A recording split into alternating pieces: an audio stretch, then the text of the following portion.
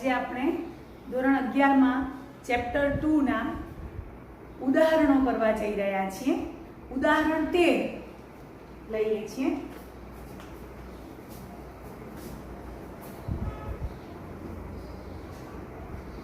ઉદાહરણ 13 ની રકમ છે વિધેય f r થી r, વિધેય f r થી r fx બરાબર x સ્ક્વેર, જ્યાં x belongs to r. આ સૂત્રને આધારે fx બરાબર x સ્ક્વેર સૂત્રને આધારે નીચેનું કોષ્ટક પૂર્ણ કરવાનું છે. પછી આ વિધેય f નો પ્રદેશ શોધવાનો છે, f નો સહપ્રદેશ, f નો આલેખ દોરવાનો છે, વિધેય f નો આલેખ દોરવાનો છે અને f નો વિસ્તાર પણ શોધવાનો છે. f નો વિસ્તાર શોધો. ઉદાહરણ 13 છે. હવે આપણે કોષ્ટક આપ્યું છે, ઉપર x અને નીચે fx y બરાબર x સ્ક્વેર. પહેલું ખાનું x ની કિંમતો આપી છે અને બીજા ખાનામાં એને અનુરૂપ fx ની કિંમતો શું થાય એ આપણે શોધીને કોષ્ટક પૂર્ણ કરવાનું છે. x બરાબર 0, y બરાબર x બરાબર -1, x બરાબર 1, x બરાબર -2, x બરાબર 2, x બરાબર 3, x બરાબર -3. બધી x ની કિંમતો લખી છે. હવે નીચે fx ની કિંમતો આપણે મેળવશું. હવે fx બરાબર x સ્ક્વેર છે તો x બરાબર 0 મૂકો એટલે f ઓફ 0 એટલે 0 નો સ્ક્વેર એટલે 0. x બરાબર -1 એટલે f ઓફ -1 એટલે -1 નો વર્ગ એટલે 1. અહીંયા 1 મૂકો એટલે 1 નો સ્ક્વેર એટલે 1. -2 નો વર્ગ એટલે 4, 2 નો વર્ગ એટલે 4, 3 નો વર્ગ 9, -3 નો વર્ગ 9. તો આ રીતે આપણે કોષ્ટક પૂર્ણ કર્યું. સૂત્ર આધારે વિધેયના સૂત્ર ઉપરથી આપણે કોષ્ટક પૂર્ણ કર્યું. x આપ્યા હતા તો એને અનુરૂપ fx સૂત્ર દ્વારા મેળવ્યા fx એટલે y કહેવાય. હવે વિધેયનો પ્રદેશ બધાને દેખાય છે. વિધેય f નો પ્રદેશ r છે, આરો r પ્રદેશ છે. પછી f નો સહપ્રદેશ તો ઈ પણ દેખાય છે, r છે. હવે તમે જોશો તો f નો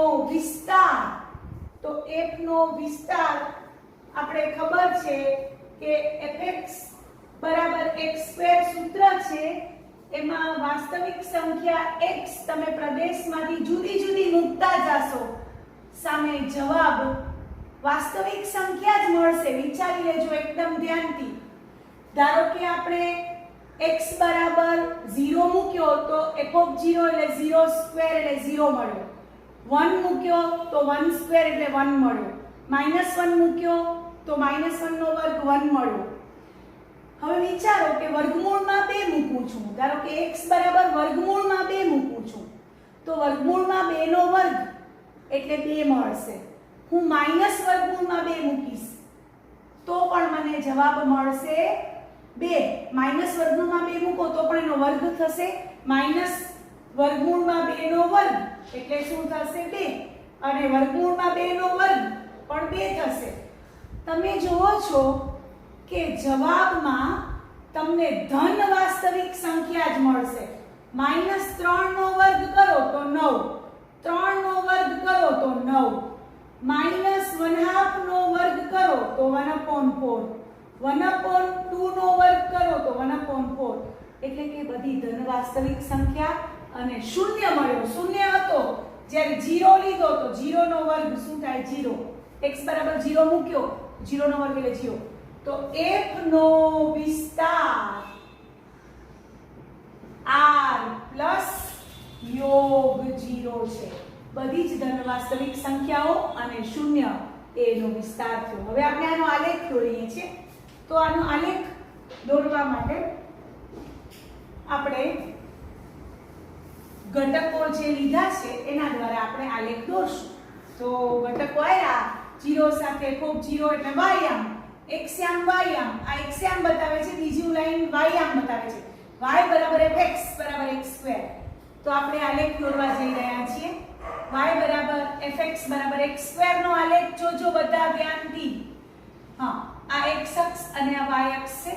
આપણે થોડા બિંદુઓ અક્ષો ઉપર બતાવી દઈએ છીએ.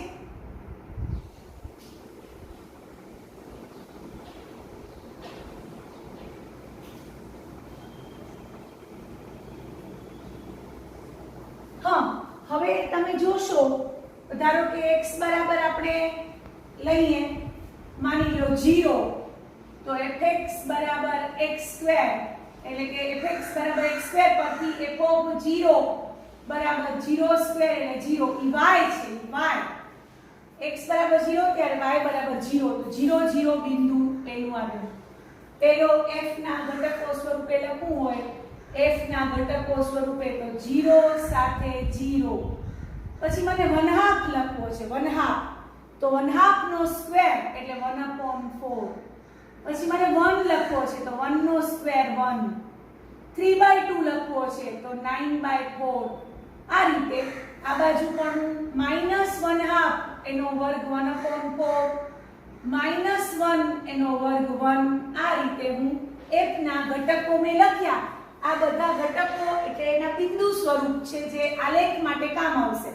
તો પહેલે 0 0, હવે 1/2 સાથે 1/4, તો આ 1/2 અહીંયા અને સાથે 1/4 એટલે અહીંયા ક્યાંક y આમ આવશે આ પોઈન્ટ. પછી 1 સાથે 1, આપણે થોડા જેટલા બિંદુ લીધા છે એટલામાં બતાવ્યું. 1 સાથે 1, 3/2 સાથે 9/4, 3/2 એટલે દોઢ એટલે 3/2 સાથે 9/4 એટલે 4 દુ 8 એટલે 2 પોઈન્ટ સમથિંગ થશે. એટલે 4 દુ 8, બરોબર. તો બધાને ખબર છે કે 2 પોઈન્ટ ઉપર આવશે એટલે 3/2 એટલે દોઢ એટલે અહીંયા ક્યાંક એ પોઈન્ટ આવશે. ઠીક છે. આ બાજુ -1/2 સાથે 1/4, તો આ -1/2 છે, આ 1/2 છે, આ -1/2 છે, એના સાથે 1/4 એટલે અહીંયા આવશે. પછી -1 સાથે 1 આવશે, -1 સાથે 1 આવશે. હવે આ બિંદુને આપણે જોડી નાખશું ને, એવી રીતે અહીંયા -3/2 લેશો તો એના સાથે તમને 2 પોઈન્ટ સમથિંગ આવશે. હવે આને જોડી નાખો તો આપણે જે આલેખ મળે છે, તો આ આલેખ આપણો y બરાબર x2, y બરાબર fx બરાબર x2 નો આલેખ છે. તો આ રીતે આપણે આલેખ દોરવા માટે આપણે f ના ઘટકો લખ્યા. આપણે f ના ઘટકો ક્રમયુગ જોડ સ્વરૂપે લખ્યા. x બરાબર 0 ત્યારે y બરાબર 0, fx બરાબર 0 નો વર્ગ એટલે 0, x બરાબર 1/2 તો 1/2 નો વર્ગ એટલે 1/4 y થશે. x બરાબર 1 તો y બરાબર 1, x બરાબર 3/2 તો y બરાબર 9/4, x બરાબર -1/2 તો y બરાબર 1/4, x બરાબર -1 તો y બરાબર 1. તો આ બધા બિંદુઓ છે જેના દ્વારા આપણે આલેખ દોરી શક્યા. તો આ y બરાબર x2 નો આલેખ આપણે દોરતા શીખ્યા. ઉદાહરણ 13 હતું. હવે ઉદાહરણ 14 માં જઈએ છીએ. ઉદાહરણ 14 વિધેયના સારા ઉદાહરણો છે જે આપણે કરી રહ્યા છીએ. ઉદાહરણ 14 માં રકમ છે વિધેય f r થી r, વિધેય f r થી r fx બરાબર x ક્યુબ ઓ સ્ક્વેર હતો, આ ક્યુબ છે જ્યાં x બિલોંગ્સ ટુ r નો આલેખ દોરો. એનો પ્રદેશ લખો, f નો પ્રદેશ, f નો સહપ્રદેશ અને f નો વિસ્તાર અને f નો આલેખ તો દોરવાનો જ છે અને f ના ઘટકો પણ આપણે લખીએ. હવે આ બધું જ આપણે લખશું અને એનો આલેખ પણ દોરશું. તો અહીંયા આપણે fx બરાબર x³ છે, પ્રદેશ r છે, તો આપણે જુદા જુદા ઘટકો લઈ શકીએ છીએ. કોષ્ટક આપેલું હોય તો કોષ્ટકમાંથી ઘટકો લેવાય અને એમને પણ r માંથી પ્રદેશમાંથી ઘટક લઈએ. શૂન્યનો ઘન એટલે 0, f(1) તો 1 નો ક્યુબ એટલે 1, f(-1) તો -1 નો ક્યુબ એટલે -1, f(1/2) એટલે 1/8, f(-1/2) તો -1/8, f(2) તો 8, f(-2) તો -8, કારણ કે -2 નો ક્યુબ એટલે -8 આવ્યા. હવે આ આપણે જે બધા ઘટકો ને f ના ઘટકો સ્વરૂપે લખવું હોય તો આમ લખી શકાય. 0 x બરાબર 0, આ y બરાબર છે, આ y બરાબર છે. x બરાબર તમે 0 લેશો ત્યારે f(0) એટલે y થશે. આ બધા જ y આમ છે તો એ આપણે લખતા જશું 0 સામે 0, પછી 1 સામે f(1) એટલે 1, પછી -1 સામે -1, 1/2 સામે 1/8, -1/2 સામે -1/8. આવી રીતે આપણે f ના ઘટકો પણ લખ્યા. હવે આ બધું લખ્યું, હવે આપણે તરત કહી શકીએ કે f નો પ્રદેશ તો દેખાય જ છે આ, પછી f નો સહપ્રદેશ તો એ તો દેખાય જ છે, એ પણ r જ છે આયરો. હવે f નો વિસ્તાર, તો f નો વિસ્તાર એટલે બધી પૂર્ણ ઘન સંખ્યાઓ આવશે તો આપણે એને આમ લખી શકીએ x ઘન જ્યાં x belongs to r. આ રીતે આપણે લખી શકીએ. છતાંય તમને લખવું હોય તો તમે ઘટકોના સ્વરૂપે લખો તો 0, 1, 8, 27 એવી રીતે અહીંયા -1 અને આ તો પૂર્ણાંક સંખ્યા, પૂર્ણાંક પણ આવી શકે છે. આપણે એટલે જ એને આ રીતે જ બતાવશું. fx બરાબર x ઘન, f નો વિસ્તાર બરાબર x ઘન જ્યાં x belongs to r. હવે આપણે f ના ઘટકો લખ્યા, f નો પ્રદેશ, f નો સહપ્રદેશ, f નો વિસ્તાર જોયો. હવે આપણે એનો આલેખ દોરવા જઈ રહ્યા છીએ. તો આલેખ દોરવા માટે આપણે ઘટકો છે ને એના આધારે આપણે આલેખ દોરશું. ઘટકો એટલે એના બિંદુઓ, એના આધારે આપણે આલેખ દોરશું. તો ધ્યાનથી જોજો બધા.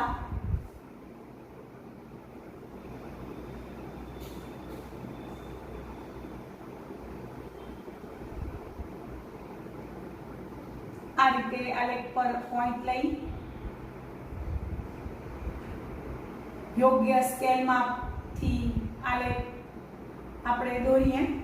હા, 0 સાથે 0 છે, પેલો 0 સાથે 0 આવ્યો. મેં 1/2 સાથે 1/8 લીધા છે એટલે તમને ખબર છે કે 1/8 એટલે 1 નો 8મો ભાગ એટલે 0.2 જેવું થાય. આપણે એમ વિચારીએ તો 0.02 જેવું થાય. તો આપણે અહીંયા પૂર્ણ સંખ્યાઓ લઈએ તો 1 સાથે 1 હાલો લઈએ, 1 સાથે 1, -1 સાથે -1 અપૂર્ણાંકને આપણે લેવા દઈએ. પછી 2 સાથે 8 છે તો આગળ 2 સાથે 8 આવશે, 2 સાથે 8. પછી ધારો કે આપણે -2 સાથે તો -8 આવશે તો એ પણ નીચે આવશે. તો આલેખ આ રીતે આગળ વધે છે. આ બે અહીંયા આપણે આ રીતે બંનેને જોડી નાખશું બિંદુને અને આવી રીતે આગળ આલેખ વધે છે. અહીંયા આગળ આવી રીતે આપણે આગળ બતાવશું તો આ રીતે આ જે આલેખ છે એ આપણો fx બરાબર x ઘનનો આલેખ થશે. આપણે બિંદુઓ જુદા જુદા લઈને કરી શકશું, અપૂર્ણાંક બિંદુઓ પણ લઈ શકશું, પણ એનો શેપ આવો છે જે આપણે fx બરાબર x ઘનનો આલેખ દોરતા શીખ્યા. હવે આપણે ઉદાહરણ નંબર 15 માં fx બરાબર 1/x એટલે વ્યસ્ત વિધેયનો આલેખ આપણે હવે જોવા જઈ રહ્યા છીએ. તો ઉદાહરણ 15 એમાં વિધેય આપ્યું છે, વિધેય f r-0, પ્રદેશ r-0 છે એટલે શૂન્યેતર વાસ્તવિક સંખ્યાનો ગણ છે. r-0 થી r અને એનું સૂત્ર આપ્યું છે fx બરાબર 1/x જ્યાં x belongs to r-0 આપણે ખબર છે આ રીતે દ્વારા વ્યાખ્યાયિત છે તો આપણે આના ઉપરથી નીચે આપેલું કોષ્ટક પૂરું કરવાનું છે f નો પ્રદેશ f નો સહપ્રદેશ f નો વિસ્તાર અને f નો આલેખ દોરશું અને આપણે f ના ઘટકો પણ લખશું વધારામાં f ના ઘટકો પણ આપણે લખશું આ બધું જ આપણે કરશું અહીંયા fx બરાબર 1/x એટલે વ્યસ્ત વિધેય કહી શકાય હવે આપણે સૌથી પહેલા કોષ્ટક આપ્યું છે તો આપણે કોષ્ટક લખવું પડશે તો એ કોષ્ટકમાં x ની કિંમત આપી છે 0.5 પછી -0.5 -2 -1 -1 આ બધી x ની કિંમતો આપી છે -1.5 1.5 હવે આપણે એની સામે fx ની કિંમત ગોતવા જઈ રહ્યા છીએ fx ની કિંમત x આપી દીધા છે તો કોષ્ટક પૂરું કરવા માટે fx એટલે 1/x છે fx એટલે 1/x છે તો આ કોષ્ટક પૂરું કરવા માટે આપણે 1/2 છે તો 1/2 0.5 એટલે 1/2 તો એનો વ્યસ્ત એટલે 2 થશે -1/2 તો એનો વ્યસ્ત -2 થશે 2 નો વ્યસ્ત તો 1/2 થશે એટલે 0.5 આપણે ખબર છે -2 નો -0.5 1 નો વ્યસ્ત 1 -1 નો વ્યસ્ત -1 -3/2 છે તો એનો વ્યસ્ત થશે -2/3 અને અહીંયા આવશે 3/2 છે તેનો 2/3 આવી રીતે આપણે કોષ્ટક પૂરું કર્યું પહેલા પ્રશ્નનો જવાબ આપણે આપ્યો હવે આપણે f ના ઘટકો ધારો કે લખવા જઈ રહ્યા છીએ તો આ જ બધા આપણે f ના ઘટકો ચોક્કસ લખી શકીએ આપણે પ્રદેશમાં શૂન્ય નથી લેવાનો શૂન્ય સિવાયની બધી જ વાસ્તવિક સંખ્યાઓ આપણે લેશું ધારો કે આપણે 1 લેશું તો 1 1/2 લેશું તો 2 1/3 લેશું તો 3 3 લેશું તો 1/3 2 લેશું તો 1/2 આ રીતે આપણે f ના ઘટકો આ બાજુ શૂન્ય નથી લેવાનું -1 લેશું તો -1 -1/2 લેશું તો -2 આ રીતે આપણે f ના ઘટકો લખ્યા એટલે f ના ઘટકો પણ આપણે લખ્યા હવે ભેગા ભેગો f નો પ્રદેશ તો દેખાય છે બધાને f નો પ્રદેશ r-0 છે પછી f નો સહપ્રદેશ તો f નો સહપ્રદેશ જોઈ લો બરોબર તો f નો સહપ્રદેશ છે r f નો સહપ્રદેશ r આવે છે પછી f નો વિસ્તાર તો f ના વિસ્તારમાં તમે જોશો તો જવાબ બધી જ વાસ્તવિક સંખ્યાઓ મળશે શૂન્ય નહીં મળે કારણ કે આપણે ખબર છે કે શૂન્ય પ્રદેશમાં જ આવેલો નથી અને શૂન્યનો અસ્તિત્વ ધરાવતો નથી એટલે 1/0 એટલે અવ્યાખ્યાયિત એવું નહીં આવે તો આ એક્ઝામ્પલમાં આપણે ખબર છે કે f નો પ્રદેશ r-0 છે અને વિસ્તાર પણ r-0 બનશે હવે આ વિધેયનો આલેખ દોરવા જઈ રહ્યા છીએ તો આ વિધેયનો આલેખ દોરવા માટે આપણે વળી x અક્ષ અને y અક્ષ દોરી એના પર યોગ્ય સ્કેલ માપથી થોડા બિંદુઓ બતાવીએ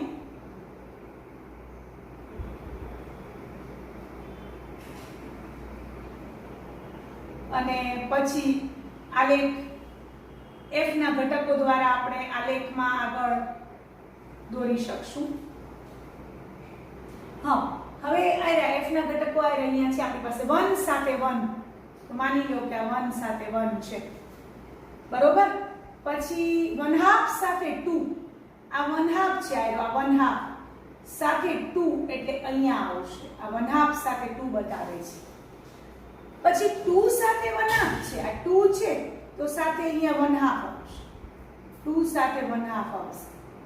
3 સાથે 1/3 છે એટલે 3 સાથે 1/3 એટલે અહીંયા પોઈન્ટ આવશે, અને 1/3 સાથે પાછો 3 છે.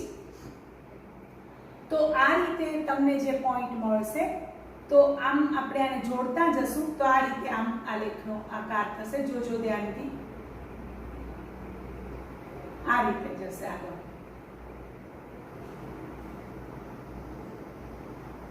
અને નીચે પણ -1 સાથે -1 છે, આયો -1/2 સાથે -2 છે એટલે અહીંયા આવશે. આ -1/2 સાથે -2. પછી ધારો કે આગળ વધીએ તો -1/3 સાથે તો -3 છે, તો -1/3 સાથે ધારો કે માની લો અહીંયા -3 છે. તો આ રીતે અહીંયા પણ આવી રીતે બીજું અહીંયા બિંદુ લઈએ તો અહીંયા -1/2 સાથે આપણે -2 સાથે -1/2 આવશે. તો આ રીતે પોઈન્ટ્સ આ રીતે લેશું તો આમ આલેખ આવશે. તો આ જે આલેખ આપણે દર્શાવ્યો એ આલેખ fx બરાબર 1/x નો આલેખ છે, જે આપણે વ્યસ્ત વિધેય એને કહીએ છીએ. પણ યાદ રાખવાનું છે કે વ્યસ્ત વિધેયમાં પ્રદેશમાં શૂન્ય આવશે નહીં. પ્રદેશ હંમેશા એનો r-0 રહેશે. r-0 એટલા માટે કારણ કે જો તમે પ્રદેશમાંથી શૂન્ય લેશો તો fx અવ્યાખ્યાયિત થઈ જશે 1/0, એટલે જે અવ્યાખ્યાયિત છે એટલે આપણે પ્રદેશમાંથી હંમેશા વ્યસ્ત વિધેયમાં પ્રદેશમાંથી શૂન્ય કાઢી નાખશું અથવા પ્રદેશ શૂન્યેતર વાસ્તવિક સંખ્યાનો ગણ બનશે. તો આ રીતે આપણે આજે ઉદાહરણ નંબર 13, 14 અને 15 જે અગત્યના ઉદાહરણો હતા એ આપણે કર્યા.